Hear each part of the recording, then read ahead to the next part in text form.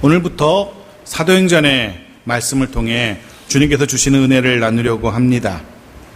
먼저 사도행전에 대한, 사도행전이라는 책에 대한 전반적인 정보를 조금 아실 필요가 있으십니다.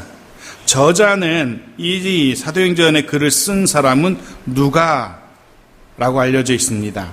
누가의 직업은 또한 의사였던 것으로도 알려져 있고요. 이 의사인 누가는 바울의 2차와 3차 선교여행 그리고 마지막 로마행까지 함께했던 인물이 누가입니다.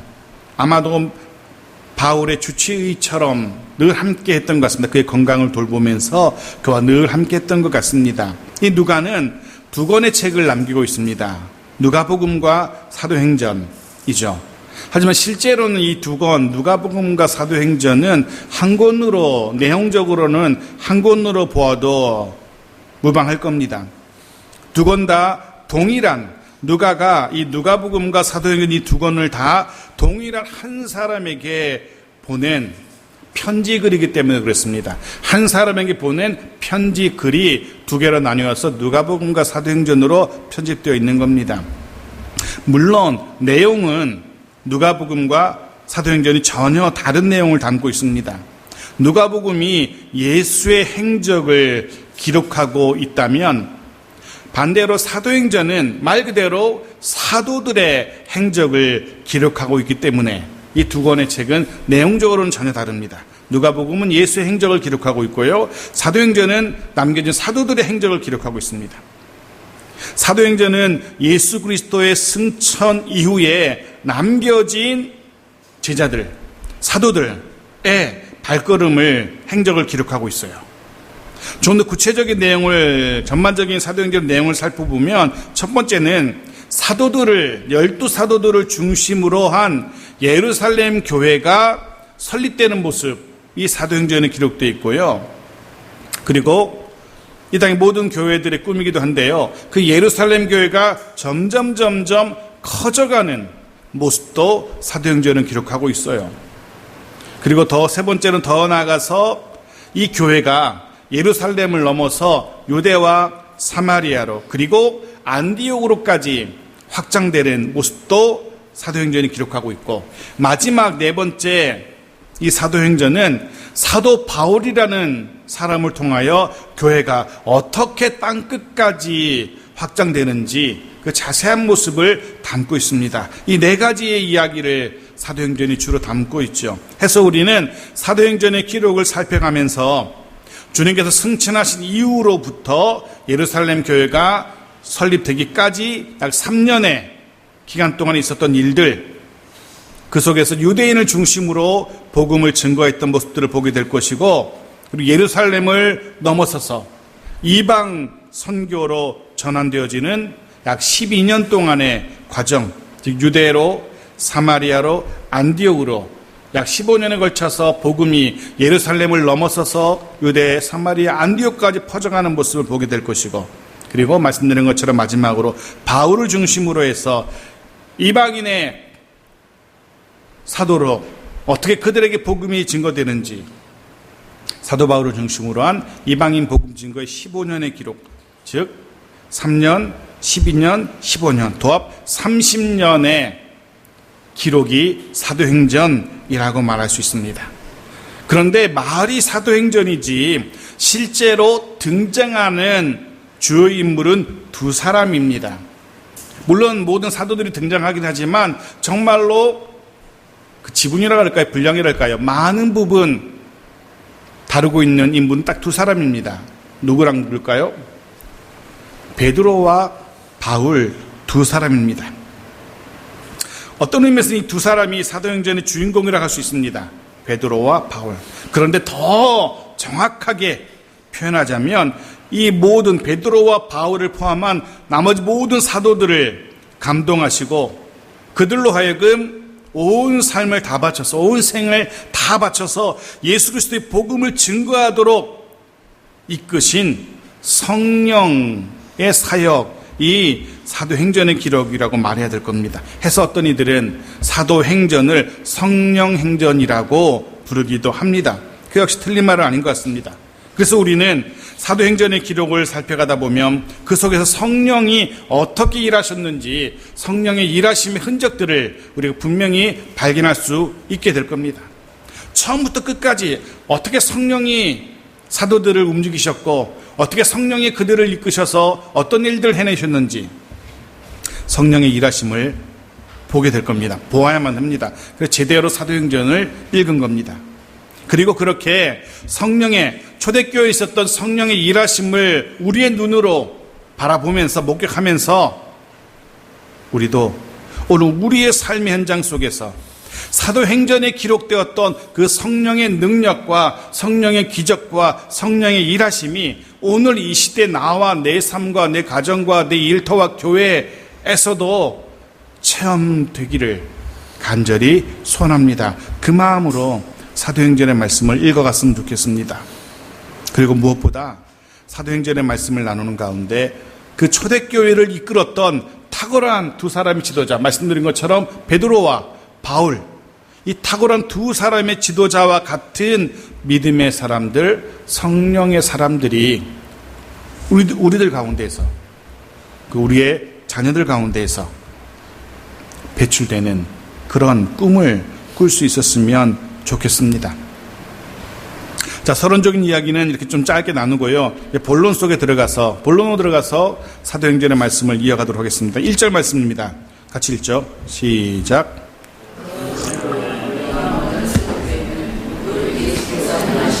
가르치시기를 시작하십니다. 1절부터 사실 11절까지가 사도행전의 도입부라고 할 수 있어요. 그 중에 오늘은 5절까지만 살펴보려고 합니다. 5절까지만. 이 부분에서 저자인 누가는 이전에 먼저 쓴 글을 회고하고 있습니다. 이전에 먼저 쓴 글을 회고하면서 새로운 글, 사도행전을 시작해요. 그러면서 한 사람을 이야기합니다. 등장합니다. 누가 등장합니까? 데오빌로라는 사람이 등장해요. 이 사도행전에, 그리고 앞서 썼던 누가복음의 수신자, 편지의 수신자일 겁니다. 그래서 누가복음에도 이 사람이 등장합니다. 누가복음 1장 3절 같이 읽죠. 시작. 그 모든 일을 근원부터 자세히 미루어 살핀 나도 데오빌로 각하에게 차례대로 써보내는 것이 좋은 줄 알았노니. 데오빌로라는 사람이 누가복음에도 등장하고 있죠. 데오빌로라는 이 말의 뜻은 하나님의 사랑을 받은 자입니다. 하나님의 사랑을 받은 자. 사실은 구체적으로 누구인지는 밝혀지지 않았습니다. 어떤 사람들은, 어떤 학자들은 가공의 인물이다 라고 말하기도 하는데 그건 아닌 것 같고요. 여하튼 각하라고 불렸던 걸 보면 상당히 높은 지위의 로마의 관리였던 것으로 추측이 됩니다. 그 사람에게, 상당히 높은 지위의 로마 관리에게 지금 이 누가가 자신이 알고 있었던 예수님 행적과 자신이 알고 있는 사도의 행적을 써서 보내고 있는 거예요. 당시는 정치적으로 로마가 이스라엘을, 아니 온 세상을 통치하던 그런 시대라고 할 수 있습니다. 그런데 종교적으로는 유대교도 있었죠. 또 온갖 미신들, 온갖 혼합 종교가 난립하던 그런 시대였어요.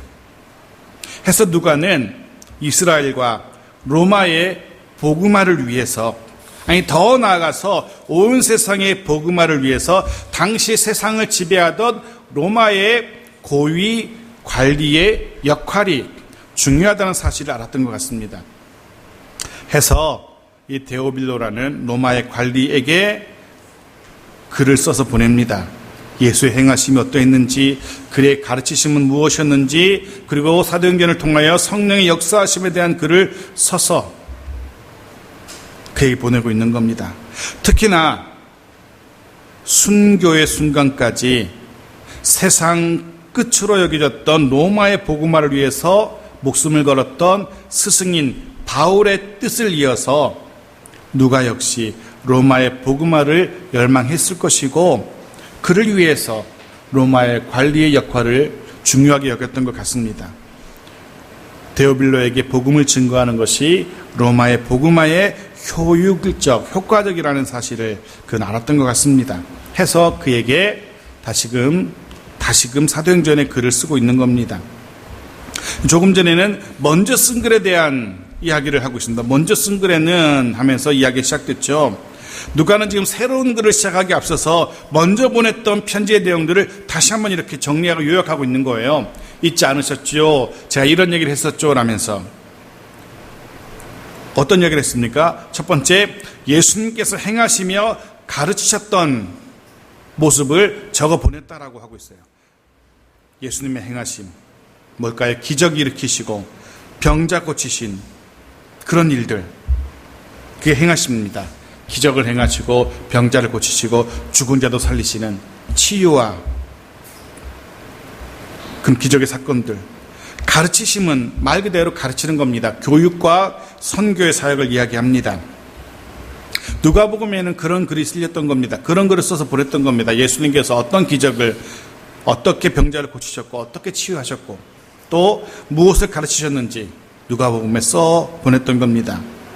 그리고 누가는 사도들의 행적을 기록하기 시작하면서 예수님의 행적을 먼저 기록하고 있고 또 요약하고 있어요.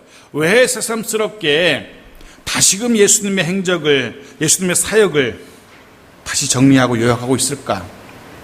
왜냐하면 이 사역, 예수님의 이 사역은 말 그대로 행하심과 가르치심, 이 사역은 예수님이 가장 먼저 시작하신 사역이었고, 그리고 이제 사도행전에 기록될 사도들이 계속해서 이어갈 사역이 바로 이 행하심과 가르치심이기 때문에 그렇습니다.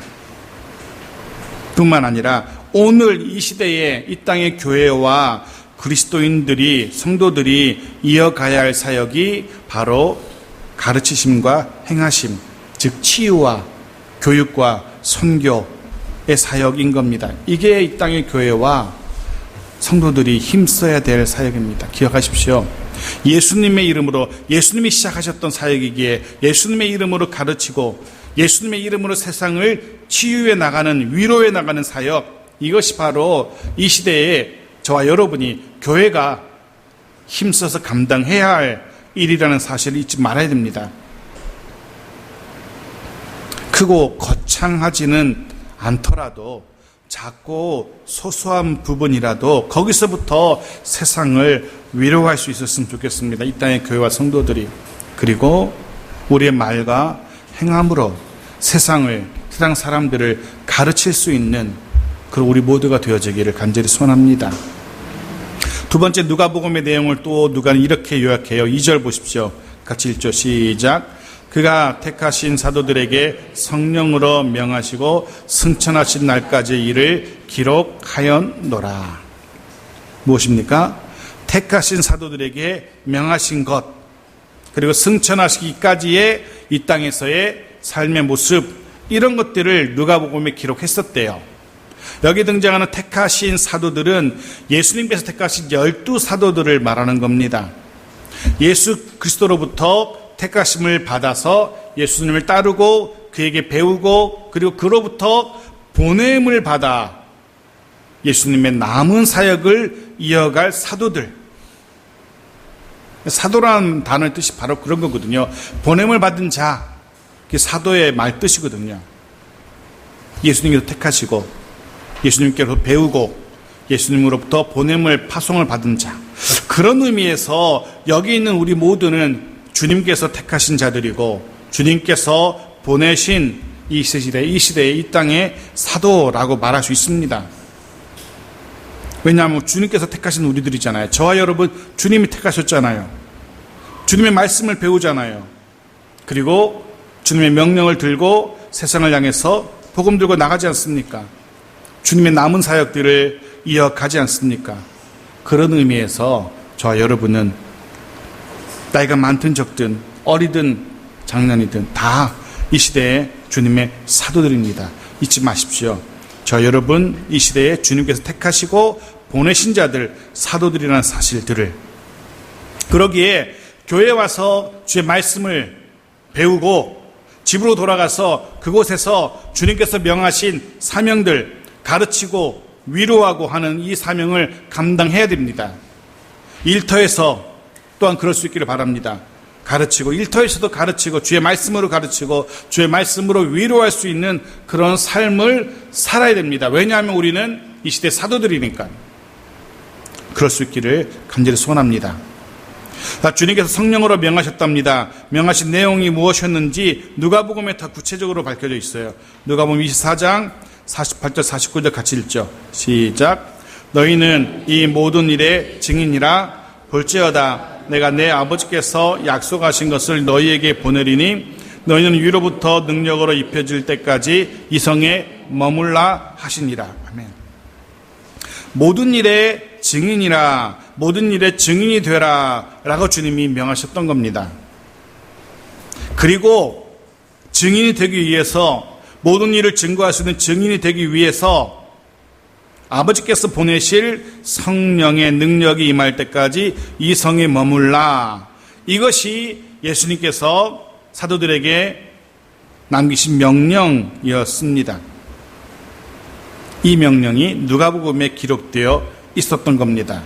또 한 가지 누가복음에 기록되었던 내용은 승천하시기 전까지, 부활하신 이후부터 승천하시기까지의 주님의 행적입니다. 주님의 행적, 승천하실 때까지. 자, 그렇다면 누가복음이 주님이 승천하실 때까지의 기록이라면 그 뒤에 기록된 사도행전은 어디서부터 이야기가 시작되겠습니까? 승천에서부터 이야기가 시작될 겁니다. 사도행전은 그렇게 승천 이후에 사도들의 기록일 겁니다. 사도행전은 주님께서 승천하신 그 뒤로 그냥 세상에 남겨진, 아니 보냄을 받은 사도들이 주역이 되는 초대교회의 30년의 역사 기록. 그리고 그 시간 동안 도우신 성령 하나님의 일하심, 그것이 사도행전의 기록인 겁니다. 그렇게 주님은 남겨질 사도들이 주님께서 명하신 사명을 넉넉히 잘 감당할 수 있도록 돕기 위해서 승천하시기 전에 40일 동안을 더 이 땅에서 머무셨던 겁니다. 부활하시고 나서 저 같으면 이 땅의 삶이 지긋지긋해서 당장 승천할 것 같은데 40일이나 더 머무셨어요. 이유는 3절에 기록됩니다. 3절 같이 읽죠. 시작. 그가 고난 받으신 후에 또한 그들에게 확실한 많은 증거로 친히 살아계심을 나타내사 40일 동안 그들에게 보이시며 하나님 나라의 일을 말씀하시니라. 부활하신 이후 곧장 하늘로 승천하지 않으셨어요. 40일 동안이나 그 말도 되지 않는 고난의 땅을 계속 머물고 계신 겁니다. 왜? 제자들에게 보이시고 하나님 나라 일을 말씀하시기 위해서. 부활의 증거를, 더 많은 부활의 증거를 제자들에게 보여주기 위해서 남으신 겁니다. 더 많은 증거들을 제자들에게 보여주기 위해서. 그리고 하나님 나라 일에 대해서 가르치시기 위해서. 다시 그토록 제자들을 가르치셨는데 거의 3년에 가까운 시간을 여전히 제자들이 못 믿어지도 모르겠어요. 40일이라는 시간 동안 다시금 제자들을 가르치는 겁니다. 재교육하고 있는 거예요. 이 40일이라는 시간은 길다면 길 수도 있고 짧다면 짧을 수도 있는데 성경에서 말하는 40일은 굉장히 의미가 있는 기간입니다. 출애굽기 24장 18절 말씀 보겠습니다. 같이 읽죠. 시작. 모세는 구름 속으로 들어가서 산 위에 올라갔으며 모세가 40일 40야를 산에 있으니라. 이 40일, 모세가 산에 올라간 이 40일 동안 하나님은 모세에게 모든 언약의 말씀, 즉 십계명 말씀을 전하셨어요. 이 40일을 하나님께서 모세에게 이 말씀을 가르치기에 충분한 시간이었던 겁니다. 주님께서 부활하신 이후 이 땅에서 보내시던 이 40일은 부활의 증거들을 남기고 하나님 나라의 일을 말씀하시기에 충분한 시간이었던 겁니다. 또 한 가지 본문 3절에서 깨닫게 되는 사실이 있는데요. 기독교는 맹목적인 종교가 아니라는 거예요. 밑도 끝도 없이 검증도 되지 않은, 그저께인가 청문회 했었잖아요. 밑도 끝도 없이 검증도 되지 않은 아무런 증거도 없는 것들을 무조건 강요하는 그런 종교가 아니에요. 무조건 믿어야 돼. 아무런 증거도 없고 아무런 증인도 없지만 믿어. 기독교는 그런 종교가 아니라는 겁니다. 분명하고도 확실한 증거가 있는 종교가 기독교입니다. 간혹 어떤 목사님들이 혹은 신앙의 연수가 많은 분들이 그렇게 말씀하시는 거 가끔 듣곤 해요. 자신이 하는 말은 무조건 믿어야 한다라고, 자신이 하는 말이 곧 진리라고. 그래도 어떤 분들 막 감옥에 가고 막 그러잖아요. 그게 믿음이라고 막 이야기해요. 아닙니다. 우리가 믿어야 할 것은 사람의 말이나 그의 경험이나 그의 간증이 아니에요. 우리가 믿어야 할 것은 오직 하나, 하나님의 말씀뿐입니다. 지난 8월 13일에 인터넷 기사에 흥미로운 기사가 하나 떠오는 걸 봤어요. 미국에 있는 노스캐롤라이나 대학교의 고고학팀이 예루살렘에 가서 자이언산이라는데, 예루살렘에 있는 산인 것 같아요. 그 산을 발굴했답니다. 그런데 거기서 발굴해서 발견한 것들이 무엇인지 이렇게 기사에 실었어요. 뭐가 발견됐냐 하면 화살촉이라든가 깨진 항아리라든가 램프 조각들이 발견됐는데, 특별히 여기 화살촉을 발견했는데, 이 화살촉을 검사해 보니까 기원전 6세기, 7세기 경, 그것도 저 북쪽 예루살렘에 쓰여진 것이 아니라 저 북쪽 바벨론 지역에서 사용하던 화살촉이었다라는 결과를 얻었답니다. 저 북쪽 바벨론에서 기원전 6세기, 7세기에 사용되었던 화살촉이 예루살렘에서 발견된 거예요. 왜? 이유가 뭘까? 왜 바벨론 사람들이 기원전 6세기, 7세기 정도에 내려와서 예루살렘에서 화살을 쏘았을까? 성경을 보니까 성경이 뭐라고 얘기합니까? 그 시대에 기원전 586년 7년경에 바벨론이 예루살렘을 공격했지 않습니까? 예루살렘을 바벨론이 멸망시켰잖아요, 그 시대에. 그래서 학자들이 바벨론이 예루살렘을 공격해서 멸망시키고 포로 잡아갔던 바로 그 시대에 바벨론 사람들 화살촉을 발견했던 겁니다. 물론 더 많은 증거들이 발견되고, 물론 더 많은 증거들은 발견되지 않은 채 남아있지만, 기독교는 분명히 너무나 분명한 많은 증거를 가지고 있는 종교라는 사실을 우리는 알아야 됩니다. 주님께서도 더 많은 부활의 증거를 남기시기 위해서 부활 이후에도 40일 동안 제자들에게 나타나신 겁니다. 기억하십시오. 기독교는 부활의 증거가 있는 종교라는 사실. 그렇다면 여러분에게 한번 적용해 보십시오.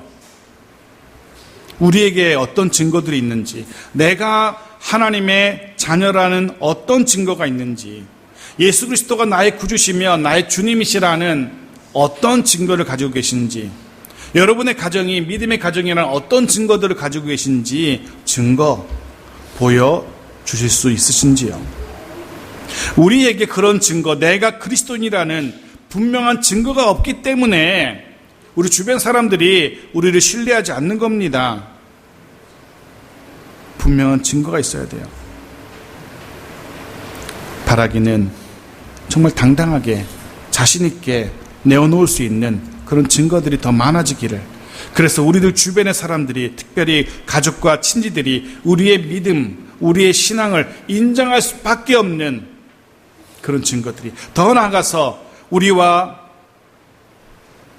함께 예수 그리스도의 또 다른 증인들로 변화되어지는 그들이, 우리의 증거 때문에 우리 가족들도 우리 친이들도 또 다른 증인으로 변화되는 그 놀라운 일들이 우리에게 있기를 소원합니다. 특별히 추석 연휴에 이제 오랜만에 가족 친이들을 만나실 텐데, 그 만남 속에서 내가, 우리 가정이 예수 그리스도의 사도라는 증거들을, 구별된 삶의 모습들을 보여줄 수 있기를, 증거할 수 있기를 간절히 소원합니다. 자, 계속 본문을 봅니다. 자, 주님께서 40일 동안 하신 일, 말씀하셨던 것 뭐라고요? 하나님 나라의 일 말씀하셨다라고. 하나님 나라. 성경에서 가장 중요한 주제가 하나 있다면 바로 이것일 겁니다. 하나님의 나라. 사도행전에도 물론 수많은 주제들이 등장합니다. 그중 가장 중요한 주제가 있다면 바로 이 하나님의 나라가 가장 중요한 주제입니다. 사도행전은 오늘 본문에 나오는 것처럼 하나님의 나라로 시작하고 하나님의 나라로 끝을 맺습니다. 사도행전 맨 마지막 절 28장 31절 같이 읽죠. 시작. 하나님의 나라를 전파하며 주 예수 그리스도에 관한 모든 것을 담대하게 거침없이 가르치더라. 오늘 우리가 보았던 것처럼 사도행전의 첫 부분에서 하나님의 나라가 등장합니다. 사도행전이 마무리되는 맨 마지막에도 하나님의 나라가 등장합니다. 사도들이 목숨을 걸었던 사명, 바로 그것은 하나님의 나라였어요. 예수 그리스도께서 이 땅에 오셔서 가장 먼저 시작하셨던 것도 하나님 나라 운동이었어요. 마가복음 1장 14절 보십시오. 같이 읽죠. 시작. 이르시되 때가 찼고 하나님의 나라가 가까이 왔으니 회개하고 복음을 믿으라 하시더라. 그렇죠? 예수님께서 이 땅에 오셔서 제일 먼저 선포하셨던 것이 하나님의 나라였어요. 사도들은 바로 이 하나님의 나라라는 이 사명을 가슴에 품고 그의 삶을 드렸던 겁니다. 그래서 우리는 사도행전의 이 기록들을 통해서 예수 그리스도의 오심으로 시작된 하나님의 나라가 사도들을 통하여 어떻게 하나님의 나라가 커져가는지, 예루살렘을 넘어 유대를 넘어 사마리아 땅끝까지 넘어서 하나님의 나라가 커져가는 모습을 우리가 보게 될 겁니다. 그렇게 하나님의 나라를 확장시키기 위해서 주님께서 제자들에게 특별히 분부하신 게 있어요. 4절입니다. 같이 읽죠. 시작. 사도와 함께 모이사 그들에게 분부하여 이르시되 예루살렘을 떠나지 말고 내게서 들은 바 아버지께서 약속하신 것을 기다리라. 예수님이 시작하신 하나님의 나라를 가슴에 품고 그것을 확장하기 위하여서 먼저 제자들이 해야 될 일이 있었어요. 그건 첫 번째, 예루살렘을 떠나지 말라는 주님의 명령이고요. 두 번째가 아버지 하나님께서 약속하신 것 기다리라. 이 두 가지 명령. 이 두 가지 명령을 지켜야만 된다는 겁니다. 그래야만 하나님의 나라를 위하여 달려갈 수 있게 돼요. 첫 번째, 예루살렘을 떠나지 말라라고 명령하세요. 생각해 보십시오. 떠나지 말라. 예수님께서 12명의 사도들을 향하여서 너는 예루살렘 떠나지 마 말씀하셨어요. 이 말 속에 숨겨진 의미를 찾아보십시오. 왜 예수님께서 제자들에게 떠나지 말라고 하셨을까? 왜냐하면 그들의 마음속에는 떠나고 싶은 마음이 있었기 때문입니다. 주님은 그걸 아셨어요. 남겨진 사도들은 예루살렘을 떠나려고 했어요. 떠나서 어디로 가려고? 그들의 고향으로 돌아가려고. 고향인 갈릴리로 돌아왔을 겁니다. 그 시골 마을로 돌아가고 싶었어요. 왜 예루살렘을 떠나서 그들의 고향 시골 갈릴리로 가려 했을까? 예루살렘은 두려운 곳이었기 때문에 그렇습니다. 생각해 보십시오. 얼마 전에 예수님을 잡아서 십자가에 매달아 죽게 했던 유대인의 권력이 여전히 나머지 잔존 세력을, 예수를 따르던 자들을 잡으려고 눈에 불을 켜고 찾고 있는 곳이 예루살렘입니다. 그곳에 남아있다면 자기들도 언제 어떻게 잡혀서 예수님처럼 그렇게 십자가에서 비참한 죽음을 맞이하게 될지 모르는 곳이 예루살렘이에요. 남겨진 사도들에게는, 제자들에게는 두려움의 장소입니다. 속히 떠나고 싶은, 벗어나고 싶은 죽음의 장소가 예루살렘이었어요. 그런데 주님은 그 마음을 아시고 그곳을 떠나지 말라라고 명령하셔요. 왜 거길 떠나지 말라고 하십니까? 그곳이 약속하신 성령이 임할 곳이기 때문에 그렇습니다. 그리고 그곳이, 예루살렘이 주의 교회가 세워질 곳이기 때문에 그렇고요. 그래서 그곳에서 약속하신 주의 성령을 기다려야 한다라고 명령하신 겁니다. 주의 성령을 기다려야 하는 이유가 또 있습니다. 그 성령이 하나님 나라의 확장을 위한 힘, 원동력이기 때문에 그렇습니다. 아무리 12사도들이 아무리 하려고 해봤자 성령이 그들에게 임하지 않는다면 그들 하나님 나라를 위하여 확장하는 일에 아무 일도 할 수 없기 때문에 그래요. 마치 연료가 채워져야, 기름이 채워져야 자동차가 움직이는 것처럼 하나님의 나라를 위해 달려갈 사도들, 달려가게 할 힘이 성령이라는 겁니다. 주의 성령으로 채워져야 남겨진 사도들이 힘차게 하나님의 나라 확장을 위하여 달려갈 수 있기 때문에, 그래서 아무리 두려움에 사로잡혀 있다 할지라도 그 사도들은 움직여서는 안 되는 겁니다. 떠나서는 안 되는 겁니다. 거기 머물러서 그들로 하여금 달려갈 수 있게 하는 성령을 받아야 했던 겁니다. 그 성령은 오늘 이 시대 저와 여러분으로 하여금 역시 믿음의 길을 걷게 하는 힘, 원동력이 됩니다. 성령으로 가득 채워져야만 믿음의 삶을 제대로 살아갈 수 있습니다. 그럴 수 있기를 간절히 소원합니다. 주님이 이렇게 약속하신 바가 있어요. 요한복음 14장 16절 같이 읽죠. 시작. 보혜사 곧 아버지께서 내 이름으로 보내실 성령, 그가 너희에게 모든 것을 가르치고 내가 너희에게 말한 모든 것을 생각나게 하리라. 성령, 그가 오셔야만 합니다. 해서 사도들은 이 성령을 기다려야만 합니다. 그리고 이 성령이 오시면 어떤 일이 일어날지도 5절에 기록되어 있어요. 같이 읽죠. 시작. 요한은 물로 세례를 베풀었으나 너희는 몇 날이 못되어 성령으로 세례를 받으리라 하셨느니라. 아멘. 주님의 말씀입니다. 성령이 오셔서 사도들에게 세례를 베푸실 거랍니다. 아시는 것처럼 당시 초대교회 시대의 세례는 주로 물에 완전히 잠기는 침례였어요. 그렇다면 성령의 세례, 이게 무엇을 의미하는 걸까요? 성령의 세례, 성령으로 흠뻑 잠기게 되는 것을 말합니다.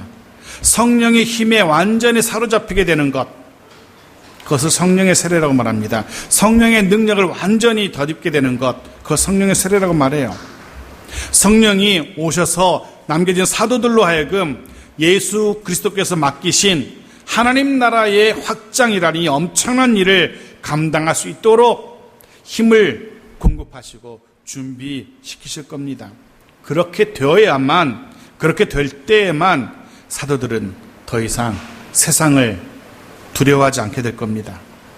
그렇게 될 때, 성령으로 흠뻑 잠길 때에, 성령으로 충만하게 될 때에 남겨진 사명, 맡기신 사명, 하나님 나라의 확장을 위해 담대하게 전진하게 될 겁니다. 바라기는 오늘 이 시대 저와 여러분도 주의 영이신 성령으로 충만하게 되기를 간절히 소원합니다. 저와 여러분도 주의 성령으로 충만해져서 두려움을 넘어서 더 이상 주저하지 않고 주님께서 저와 여러분에게 맡기신 이 사명, 증인의 사명, 그리고 하나님 나라의 확장의 이 사명 잘 멋지게 감당할 수 있기를 주의 이름으로 축원합니다. 아멘.